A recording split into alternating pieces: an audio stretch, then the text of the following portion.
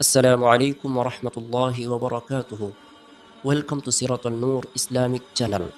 الحمد لله رب العالمين والعاقبة للمتقين والصلاة والسلام على أشرف الأنبياء والمرسلين أما بعد أعوذ بالله من الشيطان الرجيم بسم الله الرحمن الرحيم فسبح بحمد ربك واستغفر إنه كان توابا صدق اللہ العظیم وصدق رسولہ النبی الکریم ان اللہ وملائکتہ یصلون علی النبی یا ایہا الذین آمنوا صلوا علیہ وسلموا تسلیما الصلاۃ والسلام علیک یا سید یا رسول اللہ وعلى آلك وأصحابك يا سيدي يا حبيب الله اللهم صل على سيدنا ومولانا محمد معدن الجود والكرم وعلى آله وأصحابه وبارك وسلم۔ تمام تعریفیں اللہ تعالیٰ جل مجدہ الکریم کے لیے اور ہر قسم کے درود و سلام نبی رحمت سید عالم صلی اللہ علیہ وسلم کی ذات والا صفات کے لیے حمد و صلات کے بعد، انسان کا سب سے زیادہ تعلق اس کے رب کریم کے ساتھ ہوتا ہے۔ اللہ تبارک و تعالیٰ کی طرف سے اسے نعمتیں ملتی ہیں، رب کریم کی طرف سے اس پر عطائیں ہوتی ہیں۔ اللہ کی طرف سے وہ آیا ہے اور واپس اللہ ہی کی طرف لوٹ جائے گا۔ ابتدا بھی مالک کریم کی ذات ہے اور انتہا بھی اسی رب کریم کی ذات ہے۔ انسان دنیا میں جتنے بھی پیچ و تاب کرتا ہے، جتنی بھی دنیا داری کرتا ہے اور جتنے بھی معاملات میں وہ وقت گزارتا ہے، وہ سارے عارضی ہیں، وقتی ہیں، اور بہت ساری چیزیں تو صرف اور صرف دھوکہ ہیں اور دھوکے کے سوا کچھ بھی نہیں۔ اگر اس کا یہ ذہن بن جائے کہ میں نے اپنے تعلقات کو، اپنے معاملات کو اپنے رب کے ساتھ صحیح رکھنا ہے، تو جب اللہ کے ساتھ اس کے معاملات ٹھیک ہوتے ہیں تو بندوں کے ساتھ خود بخود ہی ٹھیک ہو جاتے ہیں۔ اگر خشیت الہی پیدا ہوتی ہے، خوف خدا اسے نصیب ہو جاتا ہے، اور اگر اللہ تبارک و تعالیٰ کا قرب اسے میسر آتا ہے، اس رستے کا یہ سفر شروع کر دیتا ہے، تو بندوں کے ساتھ تو معاملات ویسے ٹھیک ہو جاتے ہیں۔ اس لیے کہ جب اللہ سے ڈرے گا، نہ دھوکہ کرے گا، نہ فریب کرے گا، نہ جھوٹ بولے گا، نہ کسی شخص کے ساتھ بددیانتی کرے گا، جب اللہ کے ساتھ اس کا تعلق ٹھیک رہے گا، اور جب یہ اپنے آپ کو آزاد سمجھے گا نا کہ میں ہوں اور میں ہی ہوں اور میں نہیں چلنا ہے، تو پھر یہ اپنی مرضی سے معاملات کو چلائے گا تو خرابی پیدا ہوگی۔ اللہ تبارک و تعالیٰ کے ساتھ انسان کا جو رشتہ ہے، اس میں انسان کی کچھ کمزوریاں آڑے آتی ہیں، گناہ ہو جاتے ہیں، غلطیاں ہو جاتی ہیں۔ ان غلطیوں کے بعد اپنے رب کریم کے ساتھ اپنے تعلق کو مضبوط کرنے کے لیے اللہ رسول نے جو ہمیں وظیفہ دیا اس کو استغفار کہتے ہیں۔ استغفار ویسے اس کا لغوی معنی تو ڈھانپنا ہوتا ہے، یہ غفر سے بنا ہے، لیکن اس کے اصطلاحی معنی یہ ہے کہ جو گناہ انسان سے ماضی میں ہو جائیں ان سے معافی چاہنے کا نام استغفار ہے۔ کچھ لوگ توبہ اور استغفار کا لفظ اکٹھا بولتے ہیں، لیکن توبہ کا معنی ہوتا ہے آئندہ گناہ نہ کرنے کا وعدہ کرنا، اور استغفار کا معنی ہوتا ہے پچھلے گناہوں سے اللہ کے حضور معافی مانگنا۔ اگرچہ مفہوم کے لحاظ سے یہ ہم معنی ہی بنتے ہیں، لیکن ان کا جو اصطلاحی مفہوم ہے وہ یہ ہے کہ جب آپ پچھلے گناہوں سے معافی مانگ رہے ہوتے ہیں تو اس کو استغفار کہتے ہیں۔ اللہ تعالیٰ نے اس استغفار کو بڑا پسند فرمایا، بڑا پسند فرمایا، اور یہ استغفار کے جملے مالی کو اتنے پسند آئے کہ اللہ نے نبی پاک علیہ السلام کو بھی حکم دیا، کہا محبوب آپ بھی میری بارگاہ میں استغفار کریں۔ اگرچہ حضور کا استغفار اس معنی میں نہیں ہے، بلکہ نبی پاک کا استغفار تو بلندی درجات کا معاملہ ہے، چونکہ استغفار خود ایک عبادت ہے، تو یہ عبادت کرنے کا اللہ نے اپنے محبوب کو بھی ارشاد فرمایا۔ جب فتح مکہ ہوئی تو فرمایا اذا جاء نصر اللہ والفتح، جب اللہ کی مدد آئی تو پھر فتح نصیب ہوئی، وَرَأَيْتَ النَّاسَ يَدْخُلُونَ فِي دِينِ اللَّهِ أَفْوَاجًا، تو پھر آپ دیکھیں گے لوگوں کو، لوگ فوجوں کی فوجیں دین میں داخل ہو رہے، لوگ پہلے ایک ایک دو دو کر کے آیا کرتے تھے، تو اب فوجوں کی فوجیں آ رہی ہیں، تو یا اللہ ہم کیا کریں؟ تو رب کریم نے فرمایا محبوب فسبح بحمد ربک واستغفر، اپنے رب کے لیے حمد کرو، تسبیح پڑھو اور استغفار کرو۔ کیا کرو؟ استغفار، معافی مانگو، اس کے حضور آہذاری کرو، استغفار کرو۔ معنی یہ ہوا کہ جب تو غلطی ہو جائے پھر بھی استغفار کرو، جب اللہ زیادہ نعمتیں دے پھر بھی پھر بھی استغفار کرو۔ ہمارے ہاں یہ ہوتا ہے کہ جب تو کوئی نقصان ہوتا ہے تو وہ اللہ کی طرف سے ہوتا ہے، نقصان ہو جائے تو کہتے ہیں اللہ کی مرضی تھی، اور فائدہ ہو جائے تو کہتے ہیں میں نے محنت ہی بڑی کی تھی، میری جدوجہد بڑی تھی۔ ایک بچہ ایک دفعہ میرے پاس کہیں انٹرویو کے لیے جا رہا تھا، تو دعا کرانے آیا، کہنے لگا میں نے وہاں جانا ہے، دعا کیجئے گا اللہ تعالیٰ کامیابی دے۔ میں نے دعا کی، کچھ اس کو پڑھنے کو بتایا، لیکن کامیاب نہ ہو سکا، لوٹ آیا۔ تو میں نے پوچھا کہ کیا بنا؟ کہنے لگا حضرت صاحب بس اللہ کی مرضی تھی، اللہ کی مرضی تھی۔ پھر ایک دفعہ گیا تو اللہ کی مرضی تھی، تیسری دفعہ گیا کامیاب ہو گیا۔ تو بھئی اب کیا بنا؟ کہنے لگا جی جب میں داخل ہوا تو اس نے جاتے ہی مجھ سے پوچھا سب سے پہلا سوال یہ کہ تمہیں جنرل نالج کی بھی کچھ معلومات ہے یا شعبے کے آدمی ہو؟ تو میں نے کہا جناب پوچھئے۔ تو انہوں نے پاکستان کا حدود اربہ پوچھا تو میں نے فٹافٹ بتا دیا۔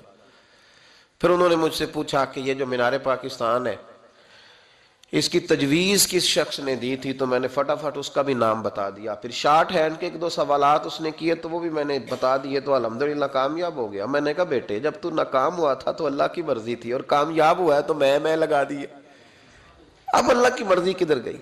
یہ اتنا بڑا نقص ہے انسانی فطرت کا، اتنی بڑی کمزوری ہے کہ معاذ اللہ تعالی ہم کمزوریاں قدرت کے کھاتے میں ڈال دیتے ہیں، اور ناکامیاں قدرت کے کھاتے میں، اور کامیابیاں کیا تماشا۔ حالانکہ ہونا یہ چاہیے تھا کہ جہاں انسان کمزور پڑے تو کہے میری غلطی تھی، میری غلطی تھی۔ صوفیاء یہ سبق دیتے ہیں، اللہ کے بندے یہ پیغام دیتے ہیں کہ جب تو کہیں ناکام ہو جائے تو سمجھ جائے تیری، اور جب تو کامیاب ہو جائے تو سمجھ رہے اللہ راضی ہو گیا تھا، اللہ نے رحمت کر دی، اس نے فضل کیا۔ تو یاد رکھیں استغفار، کئی چیزوں پہ استغفار ہوتا ہے، کئی چیزوں پہ، اور استغفار کا نفع ملتا ہے۔ کیا نفع ملتا ہے؟ وہ سورہ نوح کی آیت نمبر 10، 11 اور 12 میں اللہ نے بیان فرمایا کہ استغفار صرف گناہ سے معافی چاہنے کا نام نہیں، بلکہ استغفار کا تمہیں فائدہ ملے گا۔ کیا؟ رب فرماتے ہیں فَقُلْتُ اسْتَغْفِرُوا رَبَّكُمْ۔ جب حضرت نوح کی قوم قحط کا شکار ہو گئی، آزمائشیں آ گئیں، تو آ کے حضرت نوح سے کہنے لگے اب ہم کیا کریں؟ تو کیا کہا حضرت نوح نے؟ فرمایا فَقُلْتُ اسْتَغْفِرُوا رَبَّكُمْ، آپ نے فرمایا اپنے رب سے استغفار کرو، اپنے رب سے۔ انہوں نے قحط کی بات کی، انہوں نے کہا کہ کھیتیاں اجڑ گئی ہیں، بارش نہیں ہو رہی، قحط کی بات کی۔ آپ نے کیا کہا؟ استغفار کرو، کیوں کہ انہو کان غفارا، بے شک اللہ بڑا ہی بخشنے والا۔ وہ کیا کرے گا؟ یرسل السماء علیکم مدرارا، وہ تم پر موسلا دار بارش برسائے گا۔ جب تم استغفار کرو گے تو اللہ موسلا دار بارش برسائے گا، وَيُمْدِدْكُمْ، اور وہ تمہاری مدد کرے گا۔ استغفار کرنے والے کی اللہ کیسے مدد کرے گا؟ بِأَمْوَالٍ وَبَنِينَ، تمہیں مال بھی عطا کرے گا اور بیٹے بھی عطا کرے گا، بارش بھی دے گا استغفار کرنے والے کو، اور مال اور اولاد سے اس کی مدد بھی کرے گا۔ وَيَجْعَلْ لَكُمْ جَنَّةٍ وَيَجْعَلْ لَكُمْ أَنْهَارًا، اللہ تمہیں جنت بھی عطا کرے گا اور تمہیں نہریں بھی عطا فرمائے گا، تمہارے لیے جنت بھی بنائے گا، انہار بھی بنائے گا۔ توبہ کا، استغفار کا تمہیں یہ فائدہ ملے گا۔ ایک استغفار، ہمارے بزرگوں نے وہ لکھا ہے کہ جب انسان کو اللہ نعمتیں دیتا ہے تو پھر رب کا حکم ہے کہ اس پر شکر بھی کرے، نعمتوں پر اللہ کا شکریہ نہ کرنے پر بھی استغفار کرنا چاہیے کہ اللہ تو نے بڑا کچھ دیا تھا پر میں شکر ادا اس پر بھی۔ ہمارا تو اب یہ حال ہے کہ جو ہمارے پاس چیزیں ہیں وہ ہم کہتے ہیں یہ تو میرا حق تھا، لیکن جو نہیں وہ مجھے فٹافٹ ملنی چاہیے۔ مطلب اگر میرے پاس صحت ہے تو اس کو میں اپنا حق سمجھ لیتا ہوں کہ یہ تو میرا، یہ چونکہ ٹھیک ہے جی، یہ تو صحیح ہے، تندرستی ہے یہ تو ٹھیک ہے، لیکن کار کوئی نہیں، وہ ذرا مل جانی چاہیے۔ اولاد تو میرے پاس ہے، وہ تو میرا حق تھا، میرا رائٹ تھا، معاذ اللہ وہ تو ہم نے حق بنا لیا۔ اور میرے پاس بنگلہ کوئی نہیں، وہ مجھے فٹافٹ مل جانا چاہیے۔ بھئی یہ کس طرح تیرا حق تھا، کس حساب سے؟ یعنی جو چیزیں ہیں ان کو سنبھالنے کی فکر نہیں ہے، اور جو نہیں ہے ان کے طلب کی فکر لگی ہوئی ہے۔ شکر نعمت کو محفوظ کر دیتا ہے، شکر نعمت کو محفوظ کر دیتا ہے، اور ناشکری نعمت کو لَإِن شَكَرْتُمْ لَأَزِيدَنَّكُمْ وَلَئِن كَفَرْتُمْ إِنَّ عَذَابِي لَشَدِيدٌ۔ اللہ فرماتے ہیں شکر کر، میں تیری نعمتوں میں اضافہ کر دوں گا، اور ناشکری کرے گا تو عذاب دوں گا۔ شکر نہیں نہ ہوتا، شکر نہیں ہوتا۔ دیکھیں نا، 100 روپے ابا جی نے دیا ایک بچے کو، اور اس کو کہا کہ جا دکان سے کچھ چیز لے آ، تو وہ 100 روپیہ اس نے رستے میں جاتے کہیں پھاڑ دیا یا گوا دیا، تو اب وہ والد سے دوبارہ 100 مانگتا ہے، تو والد کہتا ہے کہ پہلے 100 کا تو نے کیا کیا؟ نہیں سمجھ آئی آپ کو میری بات؟ پہلے 100 کا کیا کیا؟ تو وہ کہے گا جی میرا دل کرتا تھا میں نے پھاڑ دیا۔ جوان بچہ ہے، سمجھدار ہے، 12-14 سال کا ہے، میرا دل کیا تھا میں نے پھاڑ دیا، ختم ہو گئی بات۔ تو ابا نیا 100 دے دے گا؟ سبحان اللہ، کتنے خوش ہو کے آپ کہہ رہے ہیں نہیں دے دینا سو، یہ کیسے ہو سکتا ہے؟ بھائی کروڑ پتی والد بھی ہو تو 100 کا نوٹ دوبارہ دیتا کیوں؟ بیٹا نہیں اس کا؟ پیار نہیں؟ کیوں نہیں دے رہا؟ وہ کہتا تو نے میرے پہلے 100 کی قدر نہیں ڈالی، نیا تجھے کیسے مل جائے؟ تو نے خیال ہی نہیں کیا، تو نے جدوجہد ہی نہیں کی، تو نے۔ حضرت مولا رومی نے مثال دی ہے، جناب رومی فرماتے ہیں کہ بغیر محنت کے لوگوں کو اللہ نے نعمتیں دی ہیں تو انہوں نے شکر ہی نہیں ادا کیا۔ اندھے سے پوچھ آنکھ کی قدر کیا ہے، پوچھ اندھے سے، پوچھ معذور سے کہ ٹانگوں پہ چلنا کتنی بڑی نعمت ہے۔ کبھی پوچھ اس سے جس کا مکان تو ایک کنال میں ہے پر رونے والا بچہ کوئی بھی نہیں۔ پوچھ اس سے جس کی جیبیں دولتوں سے بھری ہوئی ہیں پر کوئی نہیں کہتا کہ ابا 10 روپے دینا۔ پوچھ یہ کتنی بڑی تکلیف ہے۔ حضرت رومی نے لکھا ہے، وہ فرماتے ہیں کہ ایک والد تھا تو اس نے بڑی دولت کمائی تھی، تو اس کا بیٹا بے دریغ ہی اڑاتا رہتا تھا، کبھی ادھر پیسے بھگا دیے، کمائے نہیں تھے نا، محنت نہیں نہ کی تھی، کمائے نہیں تھے۔ والد بڑا سمجھاتا تھا پر سمجھ نہیں آتی تھی۔ ایک دن اس کے ابا کے ذہن میں ایک بات آئی، وہ کہنے لگا بیٹے یار میں کنگال ہو گیا ہوں، اچانک حالات خراب ہو گئے، ایک آنا مجھے چاہیے، دوائی خریدنی ہے، کہیں سے لے کے آؤ۔ اس نے کہا ابا مسئلہ ہی کوئی نہیں، یار ہی بڑے ہیں، بہت سارے لوگوں کے ساتھ رات میں جاتا ہوں روٹی کھانے ہوٹل میں، کئی ہیں جو میرا انتظار کر رہے ہوتے ہیں، فیس بک والے اور جناب وہ سیلفی والے، بڑے سارے ہیں جو کہتے ہیں تیرے بغیر گزارا ہی نہیں، بڑے ہیں جو روز سویرے اٹھ کے پہلے مجھے السلام علیکم کا میسج کرتے ہیں، پھر اس کے بعد کسی اور سے، بڑے ہیں کوئی مسئلہ ہی نہیں۔ ایک کے پاس گیا، ایک آنا چاہیے، اس نے دے دیا، لا کے ابا کو دیا، تو ابا گھر کے اندر جو امیر لوگ ہوتے تھے گھر میں کنواں کھدوا لیتے تھے، ابا کنویں کے کنارے بیٹھا تھا، جب بیٹے نے آنا لا کے رکھا تو اس نے پانی میں پھینک دیا۔ اگلی صبح پھر کہا بیٹے ایک آنے کی ضرورت ہے، دوا خریدنی ہے۔ اس نے کہا مل جائے گا۔ 2 4 5 دوست ابھی ہیں بڑے مالدار، ان سے جا کے کہا، ایک سے آنا لایا، ابے نے پھر پھینک دیا، تیسرے دن بھی پھینک دیا، چوتھے دن بھی، یار اب ختم ہو گئے۔ کچھ آہستہ آہستہ دوستوں کو پتہ چل گیا کہ کنگال ہو گیا ہے، خبر پھیل جاتی ہے نا، اب بھوکا ہو گیا ہے۔ اب آہستہ آہستہ موبائل بند ہونے لگے، آہستہ آہستہ جو ہے وہ نمبر بلاک ہونے لگا، حالات بگڑ گئے۔ اب جب اسے پتا تھا کہ یار تو اب دروازہ کھٹکھٹاتا ہوں تو کہتے ہیں کہ اسے کہہ دو میں گھر نہیں، ابا نے تو آنا مانگنا ہے، اور میں بے دریغ دولت ابا کی اڑاتا رہا ہوں، اب یہ بھی نہیں کہہ سکتا کہ مجھے دیتا کوئی نہیں۔ شہر سے باہر نکل گیا، سارا دن مزدوری کی، جد و جہد کی، کبھی کام کیا نہیں تھا، ہاتھوں پہ چھالے پڑ گئے۔ بڑا مشکل ہوتا ہے جن لوگوں نے کام نہ کیا ہو، انہیں کرنا پڑ جائے تو تکلیف کا شکار ہو کے ایک آنا کمایا، شام کو لا کے والد کی ہتھیلی پہ رکھا تو اس نے پھینکا نا جب کنویں میں تو چیخ پڑا، کہنے لگا ابا جی آپ سیانے بیانے بندے ہیں، روز پیسے لا کے دیتا ہوں، کنویں میں پھینک دیتے ہو، کوئی کرنے والی بات کرو، نہیں دوائی کھانی تو نہ کھاؤ، ضائع کیوں کرتے؟ تو بیٹے کو باپ نے تھپکی دے کے بٹھا لیا، اس نے کہا بیٹا میں نے پہلے دن تو نہیں پھینکا، تو 7واں دن ہے میں روز پھینکتا ہوں، آج تیری چیخیں کیوں نکلی؟ کہنے لگا ابا پہلے ادھار کے تھے آج مزدوری کے ہیں۔ نہیں سمجھ آئی بات؟ پہلے بولیے، اور آج میری محنت ہے، مزدوری ہے، جد و جہد ہے۔ تو والد کہنے لگا بیٹے یہی میں تجھے سمجھانا چاہتا تھا، وہ میرے بھی محنت کے ہیں جو تجھ روز یاروں کو کھلا آتا ہے، وہ میں نے بڑی جد و جہد سے جمع کی ہے، میں کنگال نہیں ہوا، صرف تجھے سمجھانا تھا۔ او بھائی یہ آنکھیں تیری محنت کی نہیں نا، اس لیے تو شکر نہیں ادا کرتا، یہ وجود، یہ ٹانگیں، یہ شعور، یہ تیری جد و جہد کا نہیں، جو عقل کی دولت اللہ نے دی ہے نا، یہ تیری محنت کی نہیں. اگر محنت کی ہوتی تو سجدے میں پڑا رہتا، تو خیال کرتا. اللہ نے آنکھیں دی ہیں قرآن دیکھنے کے لیے. جب کوئی کسی گندی چیز کو دیکھتا ہے تو ناشکری کرتا ہے، جب غلط طرف اٹھاتا ہے یہ چیزیں تو ناشکری کرتا ہے.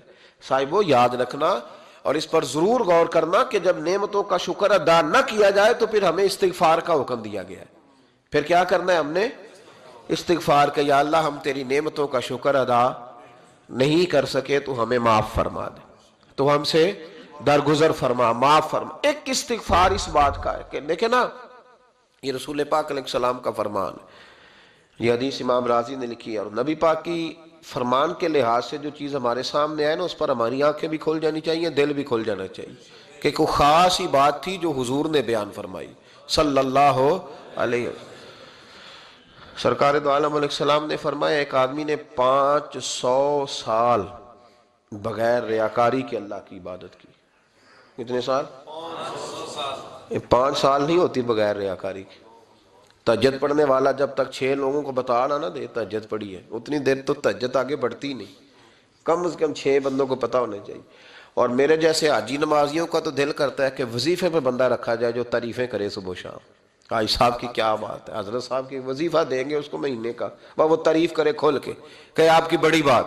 یہ مرض ہے، تعریف سننا نا یہ بیماری ہے، اس نے جھوٹ کو جنم دیا ہے، بہت بڑا مرض ہے. حضرت سعدی نے اس پر بہت بڑے مقالہ جات لکھے ہیں اور فرماتے ہیں یہ مرض کچھ لوگوں میں بہت زیادہ ہوتا ہے. ایک امیروں میں، امیر لوگ ناراض نہ ہو جائیں پر انہوں نے کہا ہے تو کوئی حکمت ہوگی نا. امیروں میں تعریف سننے کا مرض بہت زیادہ ہوتا ہے. فرماتے ہیں ایک بادشاہوں میں اور تیسرا عورتوں میں، ان میں یہ بیماری بہت زیادہ ہوتی ہے.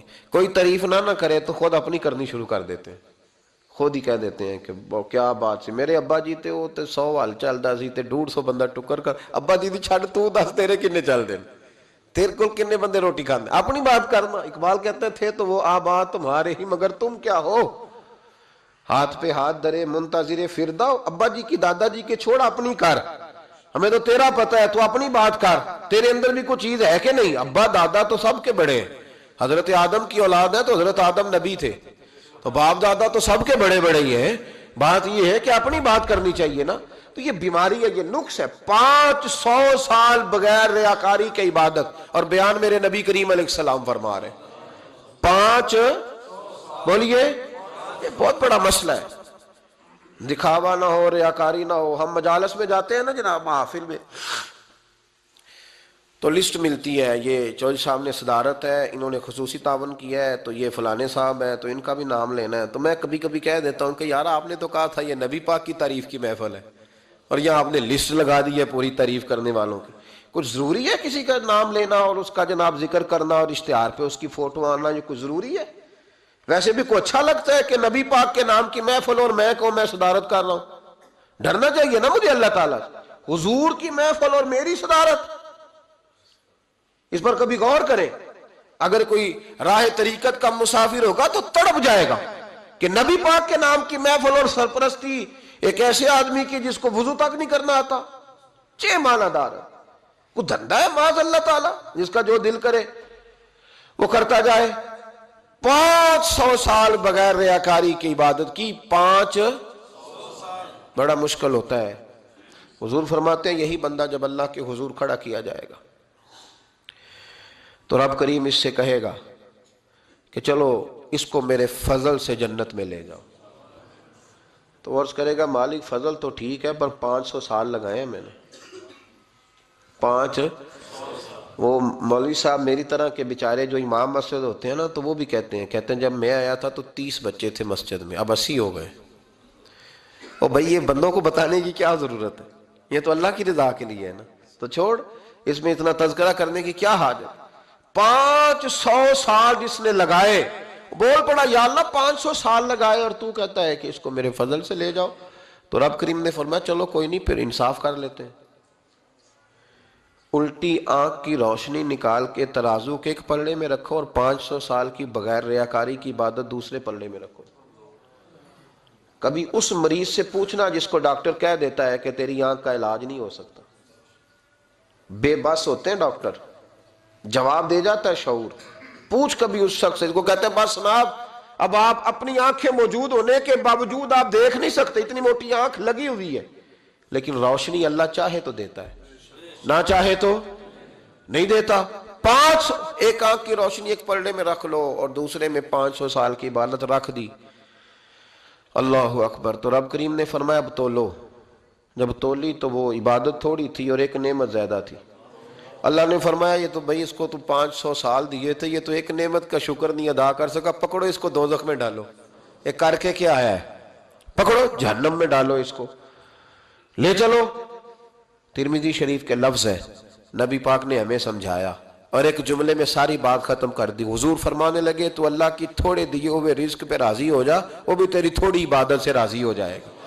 اور اگر تیرا پروگرام ہے نا لمبی چوڑی جائیدادوں کا، تو پھر سجدے بھی لمبے کر، پھر لمبے کرنا تو بھی۔ یہ کیا بات ہوئی؟ یہاں جتنی دولت بڑھتی جاتی ہے عبادت سکڑتی جاتی ہے، وقت ہی نہیں، ٹائم ہی نہیں، یہ بڑھا پھر۔ تو جب دوزخ میں جانے لگا نا تو پھر خیال آیا، تو حضور فرماتے ہیں استغفار کرنے لگا، کہنے لگا اللہ میں بھول گیا تھا، اللہ مجھے غلطی لگ گئی، استغفار کر رہا۔ تو جب اس نے استغفار کیا تو رب کریم تو پہلے ہی بڑا قبول کرنے والا ہے، یا اللہ میں بھول گیا تھا، فرمایا چلو جو استغفار کرے اسے تو میں ویسے ہی معاف کر دیا کرتا ہوں، اسے بخش دو، اسے میرے فضل سے جنت میں لے جاؤ۔ پہلا استغفار، ہمارے بزرگ نے ایک مراقبہ کراتے تھے،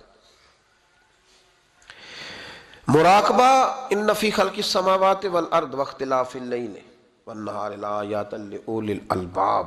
مراقبہ ہوتا تھا اللہ کی نعمتوں پر غور کرنے کا نام۔ تو اکیلا بیٹھ، گردن جھکا اور غور کر خدا کا فضل کتنا ہے اور میری اس میں محنت کتنی، اس کا شمار کر۔ اس طرح کر کے 2 خانے بنا، ایک خانے میں اللہ کی نعمت رکھ اور دوسرے میں پھر اپنی محنت رکھ، اس کو کہتے ہیں مراقبہ۔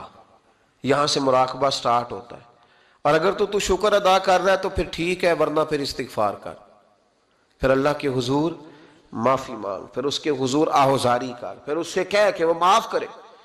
ہم لوگ یہ والا مراقبہ نہیں کرتے، اس لیے جو چیز ہے وہ تو میرا حق تھا، مجھے فٹافٹ دوسری بھی چاہیے۔ استغفار کریں اس لیے کہ ہم شکر ادا صحیح طور پر کر سکے۔ پھر اس کے بعد دوسرا استغفار اس وقت ہوتا ہے، اللہ اکبر، کہ جب انسان باشعور زیادہ ہو پر بے عمل بھی اتنا ہی زیادہ ہو، اسے بھی استغفار زیادہ کرنا چاہیے۔ اب میرے سمیت کسی بھی آدمی کو چھیڑیں گے نا تو دنیا اور مافیہا کی وہ باتیں کرے گا، لیکن جب اس کا عمل دیکھا جائے گا تو کچا سا، پلپلا سا، کمزور سا۔ یعنی ایسے لوگ ہیں جو ماں باپ کی عظمت پر 6 گھنٹے تقریر کر سکتے ہیں، لیکن اگر ان کی اماں سے جا کے پوچھا جائے کہ بیٹے کا حال کیا ہے جی، تو کہتے ہیں بڑی تکلیف میں ہو، اپنے بیٹے کے سبب سے وہ بڑی آزمائش کا شکار۔ بھئی تیری 6 گھنٹے کی تقریر کا معنی کیا ہوا؟ تو لفظوں کے گورکھ دھندے کا ماہر ہے۔ لفظوں میں ادھر گیا ہوا تھا بڑی دور پنجاب کے ایک شہر میں، تو ایک صاحب مجھے کہنے لگے کہ میری 21ویں سالانہ محفل ہے۔ میں نے کہا آپ نماز پڑھتے ہیں؟ کہتے نہیں۔ تو میں نے کہا محفل کا کیا معنی رکھا ہوا ہے آپ نے؟ یہ کیا ہے، رسم ہے؟ فلاں بہت بڑے عالم کو میں نے بلایا، فلاں کو بھی بلایا، فلاں نعت خامی، یہ کیا ہے؟ اگر تو نمازی نہیں آج تک، اس کو کیا سمجھتا ہے تو؟ میرے بھی فلاں بزرگ سے بھی تعلقات ہے، تو نے کیا حاصل کیا ان سے؟ تعلقات کا کیا مطلب ہوتا ہے؟ فوٹو آتی ہے ساتھ، اخباروں میں تصویر لگ گئی، فیس بک پہ آ گیا کہ میں ان سے ملا ہوں، اتنا تعلق ہے؟ یہاں تو بھائی خوشبو کے قریب سے بندہ گزر جائے تو خوشبو آنے لگ جاتی ہے۔ تو نے پایا کیا؟ شعور ہونا اور عمل نہ ہونا بہت بڑی مصیبت ہے۔ اس سے اللہ کی بارگاہ میں استغفار کرنا چاہیے۔ یعنی انسان کو عقل ہو، پتہ ہو، خبر ہو، پر اس کے پاس دھیلے کا عمل نہ ہو۔